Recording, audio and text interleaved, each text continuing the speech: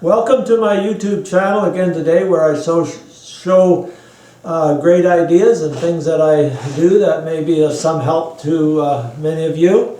Today I want to show you my latest project, which is a bobsled. It's Christmas time. I had a lot of grandkids coming and we wanted to have lots of fun, so make a bobsled. The advantage of a bobsled, even though it's old technology, you can set a number of people on it, and the person can steer the front here. So I want to show you some of the features that I designed on this by talking to different people, gathering ideas, and we'll try to make something that has them all incorporated here. So, okay, the front end, you have to have a steering mechanism, and which I'll show you later is the reason for having to raise the seat part above the front runner section here. And I did that with 2 pieces of plywood, getting the right height. And in between there, I did a aluminum plate, similar to what you see on the top here. So you've got the 2 aluminum plates, they move one on top of another. And then I put anti-seize compound in there, similar to a grease, as well as the pivot there. Now these plates, you see the one at the top. Now if you just took a bolt, drilled a hole through the wood, it would soon wear out. So underneath here, I put a short section of pipe in the top area and the bottom area. And they go right up into the just to the front surface of this aluminum plate. So that sleeve, you call it a sleeve or a bushing, is held tight by aluminum plate here and aluminum plate here. Also on the bottom, of course, there's one here and there's one underneath. Then the shaft that I put down through the center goes inside those pipes, and I made that relatively loose so it spins easily on there, especially with the grease on there. And the bolt that I have through the center is, it comes up to the top here. Ready? Okay, in the front here, I just wanted to see these braces. This looks fairly large here, in which it is, but it just happened to be the size of metal that I had, and I cut it up and it came down here. But the front runners, as you turn, are going to take a lot of sideways force. And the dado and the screws up on the top here would just rip out. So you need some sort of stabilization or support underneath. Now I use the aluminum that comes to here and up, plus an angle. You could probably get by quite well with just using an angle and maybe a little smaller, but that's how I designed it, and it seems to be worked quite well. And you see the other plate that's on the bottom there, which supports the tube, of course. And that's about all there is to it. But let's take a look at these runners. As I said originally, that a lot of the original bobsleds were done with a steel rod, and then you heat that steel rod and you burn it in and you stretch it and you pound it around here, and you have lots of smoke and stuff flying around. But this is a way to do runners that with materials you can buy stock and just put it on, and I found it worked super well.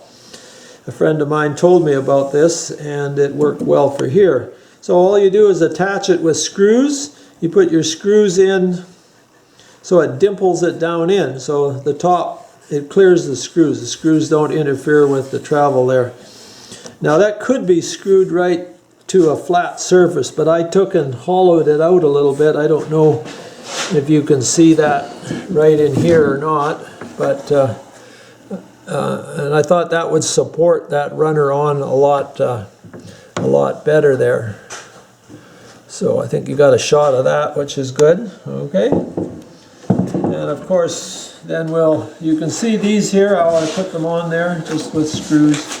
And this could be taken, I didn't glue these, so they could be taken and moved if you needed them different areas.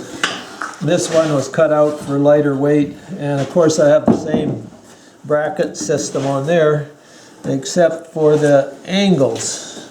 these angles here. You see the bolts coming through there. And you can see this here if he gets in here. It's double nutted in here. So this can be tightened on really tight, and yet you leave it loose enough with a washer there that this can still move. Okay? So that's about it, and we're going to try it out here. We're going to tow it around with the kids on there and see if it works. That's about a bit it.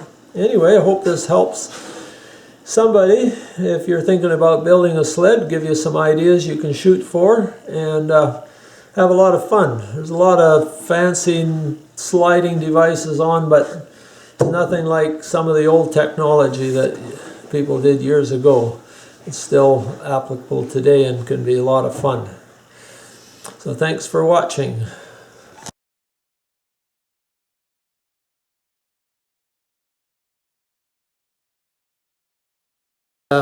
I'm making this one with these plastic runners, which is made out of regular black plastic water pipe.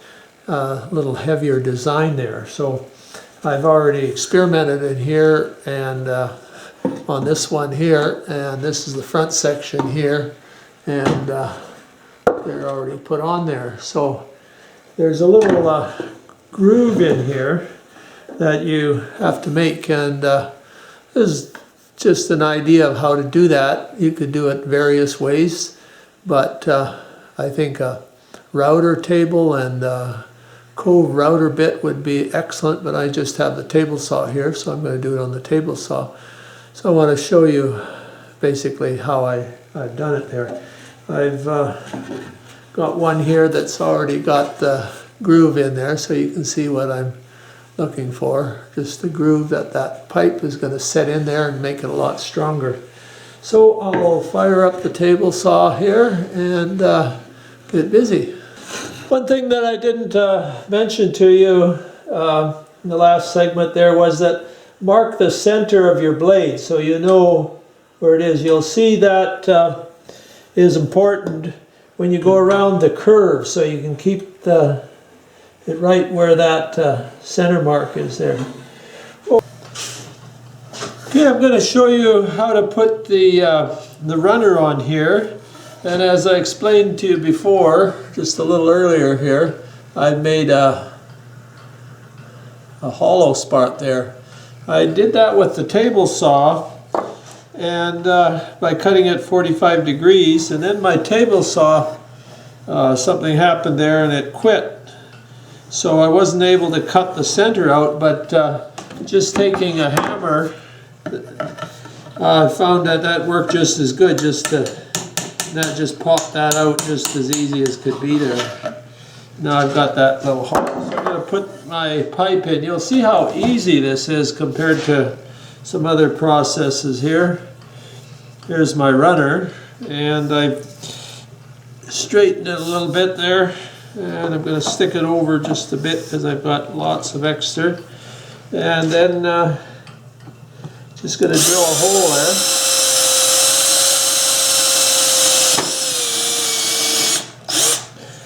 And secure it with a screw.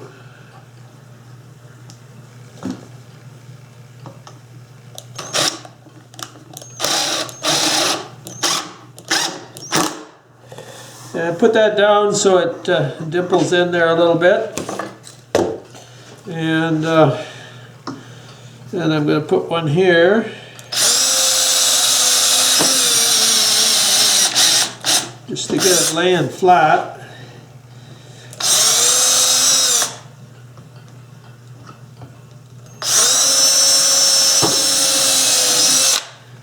Okay.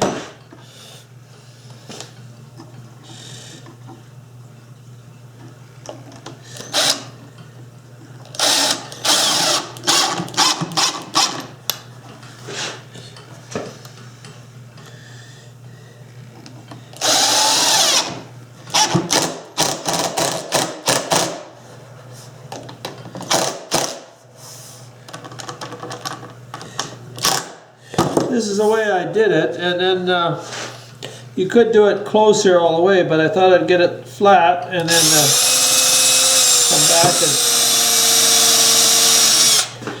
those put screws a little closer together than that. You could probably just go with these, but being that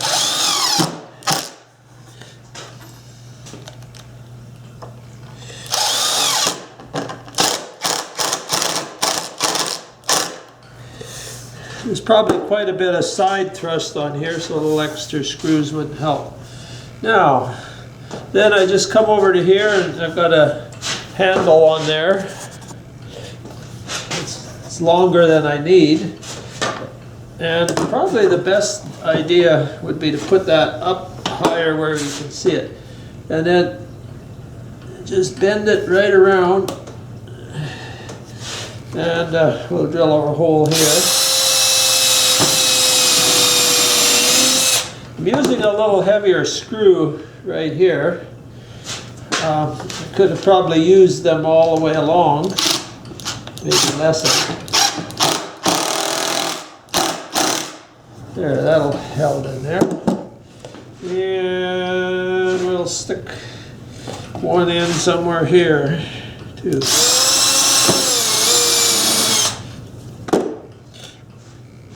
I don't want to get it right on the corner there. Because then the screw head could drag.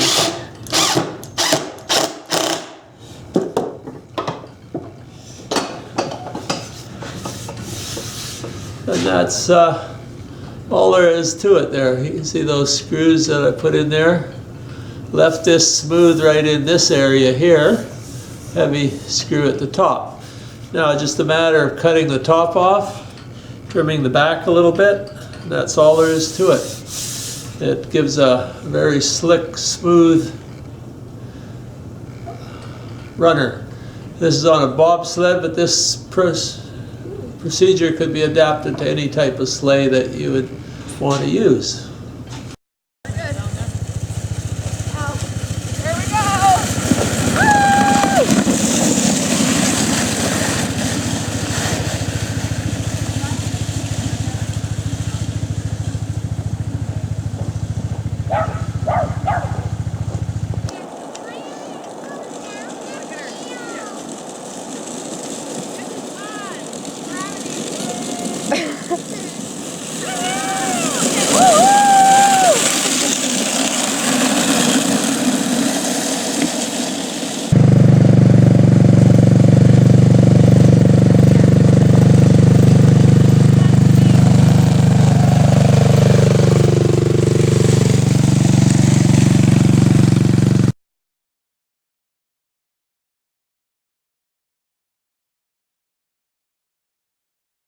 Okay, as you've seen that we've tested this out, and now we're coming back, as you might say, back to the drawing bar to do some additional design. Those plastic runners that we put on there worked like grease lightning. Of course, the driveway was quite icy, not much of a slope, but it really went. And if we get onto a big hill, you're going to need a braking system. We determined we needed a braking system. So we'll do a little close up here of the braking system. We have a lever here that we can lift up, and if you can see that underneath here, it will dig into the ground. So nice handle here, and you can slow up your speed and maybe even come to a direct, and when you're not using it, it'll be down there. Just a friction on the angle iron. We'll turn that over later and show you. But while we were making it, with our board, we had two pieces. So we had enough to make two of these. So we just zipped up another one in case one gets broke. It's already made. You can see how we put the angle there. This is aluminum, of course. And when we did the hole through here, we added some extra wood in this area here, so it gave it extra strength here. So that's the basic piece for the braking system.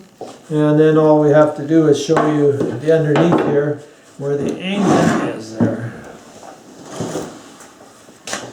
Two little angle plate here, large washer in between here for friction, and then the idea is to tighten this up enough so you can move it easily, but it stays in position.